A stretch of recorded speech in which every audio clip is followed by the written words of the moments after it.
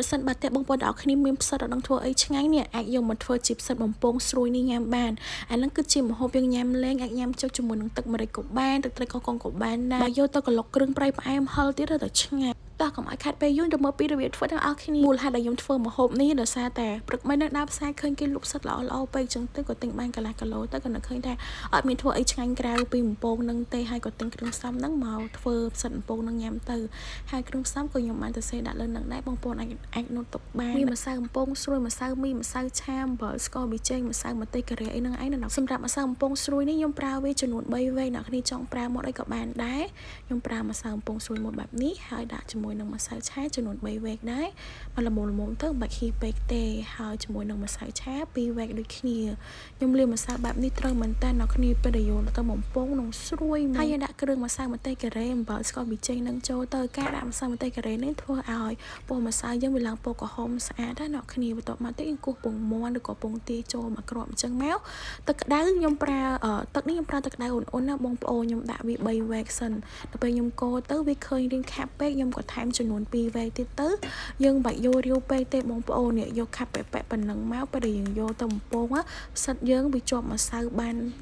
ច្រើនហើយវាស្រួយតែបើសិនអ្នកគ្នាអត់សូវចូលចិត្តជាប់ម្សៅនឹងផ្សិតច្រើនទេយើងដាក់ឲ្យរៀងរាវតិចមកតែសម្រាប់ខ្ញុំចូលចិត្តវាជាប់រៀងច្រើនចឹងខ្ញុំដាក់វារៀងខាប់បន្ទាប់មកទៀតធ្វើការហាន់ផ្សិតមិនហាន់ទេយើងកាត់គល់វាចោលអ្នកគ្នាហើយអាណារៀងធំអញ្ចឹងយើងប្រឡេះវាកាត់វាជាពីរអីអញ្ចឹងមកព្រោះអាផ្សិតខ្លះវាមានធំមានតូចតែបាទតូចខ្ញុំដាក់វាទាំងអស់ចឹងរបស់ដែលយើងធ្វើញ៉ាំខ្លួនឯងយើងធ្វើឲ្យស្អាតធ្វើឲ្យcleanមកបងប្អូនយើងលាងវា 4-5 ទឹកអញ្ចឹងណាហើយចំបាច់យកអាជាតិទឹកដែលវា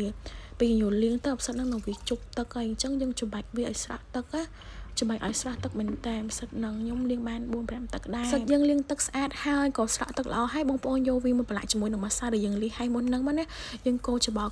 វាមកនេះដាក់បំពងជាមួយនឹងខ្លាញ់ដែលក្តៅមកល្មមមកបងប្អូនយើងប្រើខ្លាញ់ឲ្យរៀងច្រើនតិចមកបំពងទៅតែប្រើខ្លាញ់ច្រើនបើវាឡើងស្រួយល្អហើយវាអត់ជាប់យើងកុំដាក់បំពងច្រើនពេកណាដល់គ្នាដាក់វាមកល្មមឆ្នាំងខ្ទះយើងមកតែដាក់ច្រើនពេកវាជាប់គ្នាចឹងទៅធ្វើឲ្យផ្សិតយើងហ្នឹងវាអត់ស្រួយទេខ្ញុំដាក់តែប៉ុណ្្នឹងឯងពេលដែលវាឡើងគ្រាមបងប្អូនប្រែត្រឡប់វាមិនណានិយាយរួមទៅអត់ប្រើពេលយូរទេតែ5-6នាទីហ្នឹងផ្សិតយើងឆ្អិនហើយនេះតពណ៌ប៉ុណ្ណឹងស្អាតយើងស្រង់វាឲ្យស្រក់ខ្លាញ់មកចាំយើងដាក់បំពងបន្ថែមផ្សិតបំពងខ្ញុំចូលចិត្តញ៉ាំជាប់ម្សៅក្រាស់ៗអញ្ចឹងវាឆ្ងាញ់ហ្មង